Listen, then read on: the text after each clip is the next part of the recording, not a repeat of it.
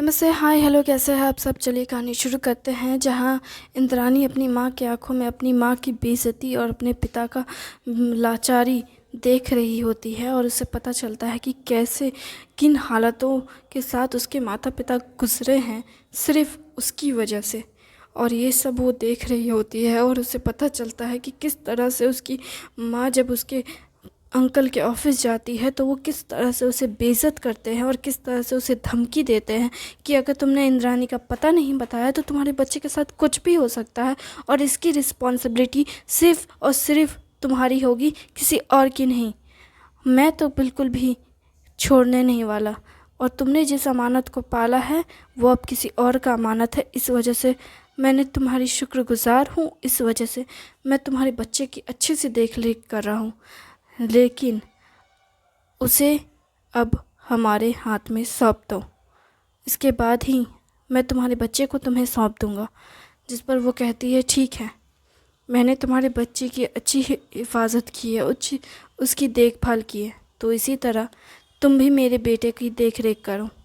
जितने साल मेरे पति ने तुम्हारी बेटी का यानी कि तुम्हारी भतीजी का ध्यान रखा है, वैसे ही तुम भी मेरे बेटे का ध्यान रखो।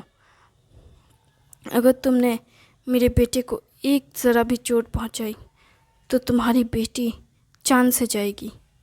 जिस पर वो कहने लगती है, कहता है कि अच्छा, मैं तो डर गया, मुझे लगता नहीं है कि तुम ऐसा कुछ कर पाओगी, लेकिन फिर भी चलो ठीक है, अगर तुम में इतनी हिम्मत है तो तुम कोशिश करके देख सकती हो।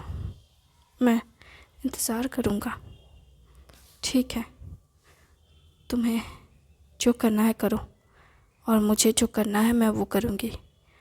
जिस पर वो कहता है, हो ठीक है, मैं एक चीज़ की गारंटी दे सकता हूँ। वो थोड़ा डर भी जाते हैं और कहते हैं, ठीक है, मैं तुम्हारे बेटे को कभी कुछ नहीं होने दूँगा, एटलीस्ट उसे मरने तो बिल्कुल नहीं दूँगा, लेकिन हाँ, अगर तुमने उसका पता बता दिया तो मैं तुम्हारे बेटे को शक्ल भी तुम्हें देखने दूँगा और तुम्हारे बेटे को भी तुम्हें सौंप दूँगा। लेकिन अगर तुमने उसका पता नहीं बताया तो मैं तुम्हारे बेटे की शक्ल तुम्हें कभी नहीं देखने दूँगा। जिस पर वो कहती है, ठीक है, जितने साल मैंने तुम्हारी बेटी का ध्यान रखा है उतने ही साल तुम भी मेरे बेटे का ध्यान रखो। उसके बाद मैं सोचूंगी कि मैं क्या करना चाहिए और क्या नहीं। ठीक है, कुछ ही सालों की तो बात है, मैं ऐसा कर सकता हूँ और उसके बाद जो होगा उसकी रिस्पॉन्सिबिलिटी मेरी नहीं होगी। जिस पर वो कहती है, ठीक है, मुझे सोचने के लिए भी वक्त मिल जाएगा और तुम्हें पता भी चल जाएगा कि मैंने क्या किया है और क्या कर सकती हूँ। ठीक है। उन दोनों के बीच जैसे एक डील सी हो गई हो और इसी वजह से वो रिलैक्स थी और हॉस्पिटल दोबारा नहीं जाती, क्योंकि वो जानती है कि हॉस्पिटल जाके कोई फ़ायदा नहीं, उसे अपने बेटे की शक्ल देखने नहीं मिलने वाली है। और इसलिए वो बस चुपचाप अपने बच्चे के लिए प्रार्थना करती रहती थी और उम्मीद करती थी कि इंद्राणी भी सही सलामत घर आ जाए। लेकिन जब इंद्राणी घर आती है, अपने बच्चे को वो देखती है उस हाल में, तो वो एकदम से टूटकर जैसे बिखर जाती है और इंद्राणी से माफ़ी मांगने लगती है। कहती है, मुझे माफ़ कर दो। जिस पर इंद्राणी कहती है, इसमें माँ आपकी गलती नहीं है, भाई के साथ जो कुछ भी हुआ है ये सब मेरी गलती है, मेरे अंकल ने जो कुछ किया है ये सब मेरी ही गलती है। जिस पर इंद्राणी को वो कहती है, नहीं, इसमें तुम्हारी कोई गलती नहीं है, उसने जो किया है वो बहुत गलत है। उसने तुम्हारी माँ के ऊपर एक्सपेरिमेंट किया, तुम्हारी माँ का जान दांव पे लगा दिया और इस सब में तुम्हारी भी जान खतरे में रही। और अब जब तुम इतनी बड़ी हो गई हो तो उसे देखना है कि रिज़ल्ट क्या है। उन्हें जो देखना है देखने दीजिए। अब मैं किसी बात से नहीं डरती, मुझे जो करना है मैं वही करूँगी। आप बस भाई का ख्याल रखिए, क्योंकि आप ही मेरी दुनिया हो और यही मेरा इकलौता परिवार है जिसे मैं कुछ नहीं होने दूँगी। आप बस चिंता मत करो। जिस पर वो कहती है कि बेटा तुम बस हलवा खा कर गई थी, मैं तुम्हारे लिए खाने में और कुछ बना देती हूँ, भूख लगी होगी ना। जिस पर इंद्राणी कहती है हाँ माँ, भूख तो लगी है, लेकिन आप रात का खाना अब हम साथ में मिलकर खाएंगे, तब तक आप जाइए, मैं बना देती हूँ, आप भाई के पास रुकिए।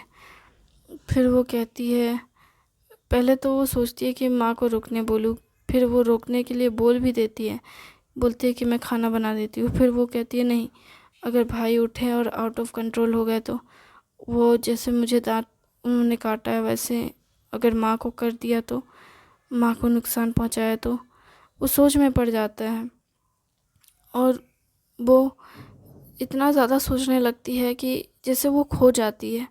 जिस पर उसकी माँ कहती है क्या हुआ है। जिस पर इंद्राणी कहती है कुछ नहीं। जिस पर वो फिर इंद्राणी को गले लगाती है। तो जब इंद्राणी को वो गले लगाती है, शुक्रिया अदा करती है, तो इंद्राणी आउच करती है, जिसमें इंद्राणी को जो दर्द होता है कंधे पे, उस दर्द से वो जब करहाती है तो उसकी माँ कहती है क्या हुआ है। फिर वो उसका कंधा देखने लगती है। इंद्राणी दिखाती नहीं है, पर फिर भी वो जोर ज़बरदस्ती उसका कंधा देख लेती है, और जैसी देखती है वो देखती है कि दांतों के निशान पड़े हैं, एकदम काले हो गए हैं, जगह एकदम जैसे खून जम गया हो, इतना बदतर हाल था। तो फिर वो कहती है कि ये सब कैसे हुआ।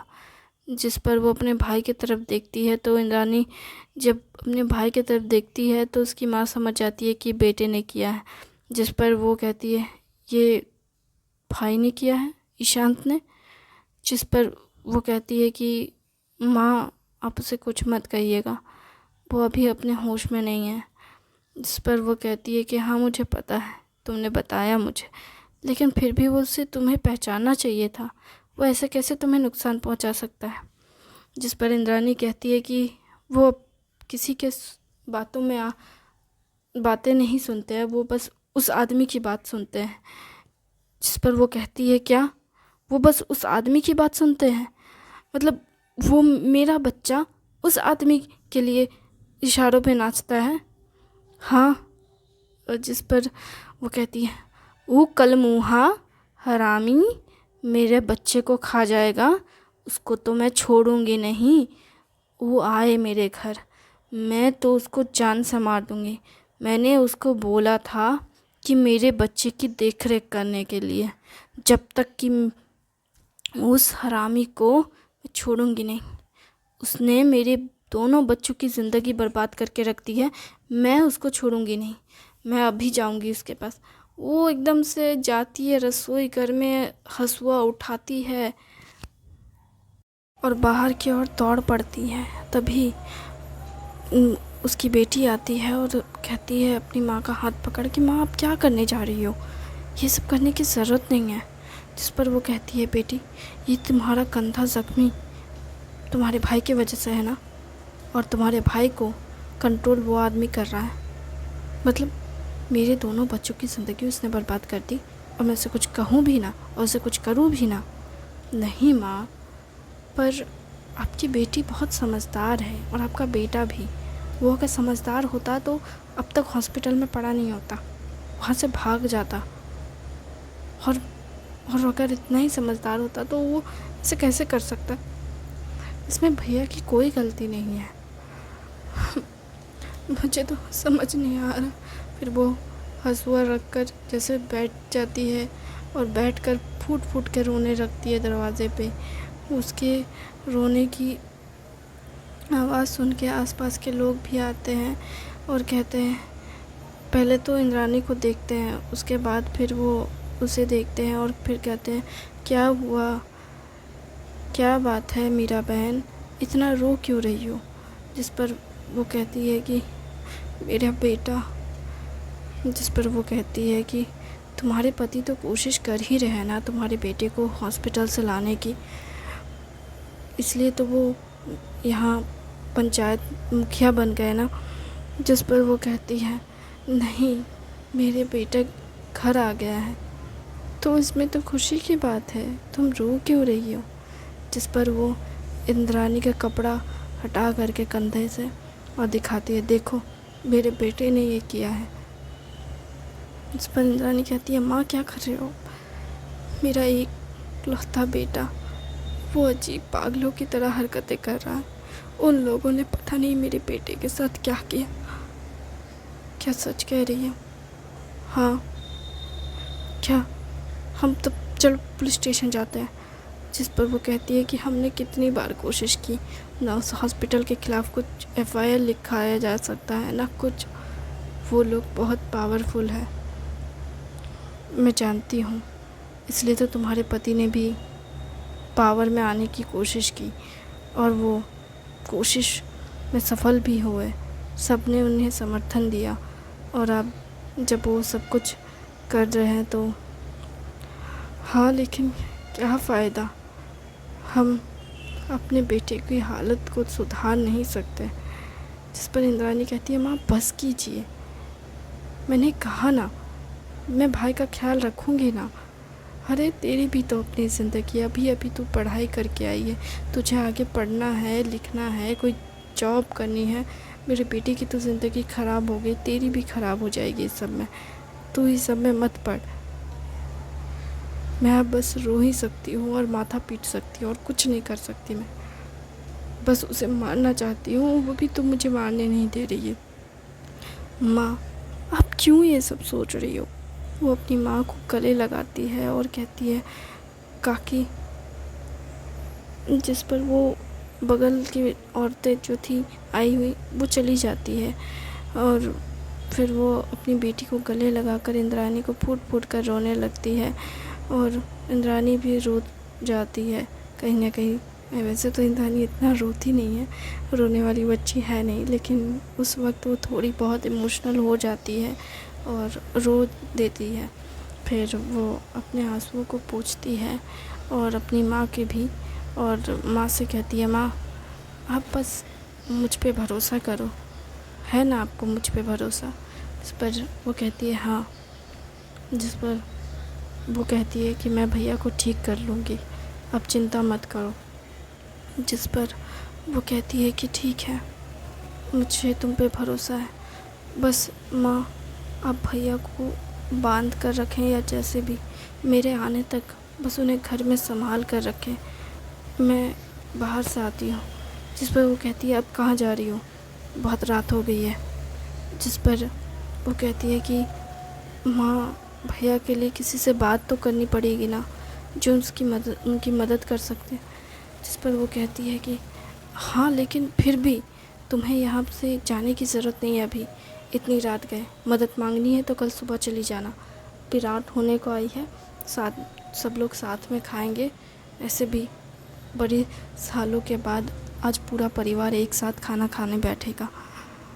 पर भैया तुम चिंता मत करो, मैं तुम्हारे भैया को अच्छा सा ख्याल रखूँगी।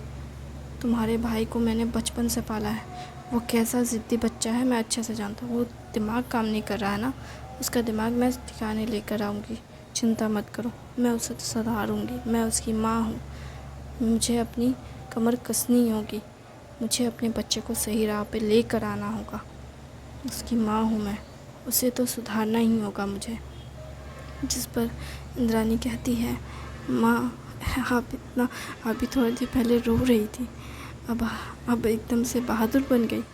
माँ हूँ, बहादुरी तो दिखानी पड़ेगी ना, और अपने बच्चे के लिए तो बहादुर हर माँ बन जाती है, और मुझे तो अपने बच्चे को बनाना ही पड़ेगा बहादुर, और उसके लिए तो खुद को भी बहादुर बनाना पड़ेगा ना। मैं उसे ठीक करूँगी, तू जो कर सकती है वो कर, मैं बाकी उस घर में उसे संभाल लूँगी। जिस पर इंद्राणी कहती है, ठीक है माँ, फ़िलहाल पापा अभी तक क्यों नहीं आए?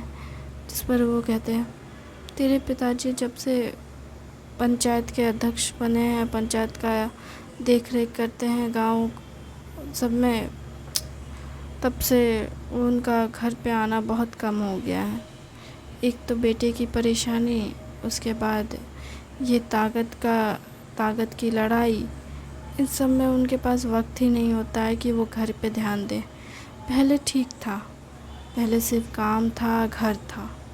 अब काम, घर, बेटा सब कुछ है, और इस सब में लोगों के आसपास के लोगों के घरों को भी देखना है। इस सब में तुम्हारे पिता परेशान हो जाते हैं। कई बार तो रात में थक कर आते हैं और आते ही खाना वाना नहीं खाते, बस सो जाते हैं। कहते हैं बहुत थक गया हूँ। मुझे तो समझ ही नहीं आ रहा है कि मैं अपने बच्चे को कैसे भी उस हॉस्पिटल से बाहर निकालूं। जिस पर इंद्राणी कहती है, माँ आपको कभी पिताजी पे गुस्सा नहीं आता? जिस पर इंद्राणी की ऐसी बात सुनकर वो कहती है कि मीरा की गुस्सा तो आता है, लेकिन तुम्हारे पिता पे भरोसा भी है, इसलिए जानती हूँ कि वो कुछ गलत नहीं करेंगे।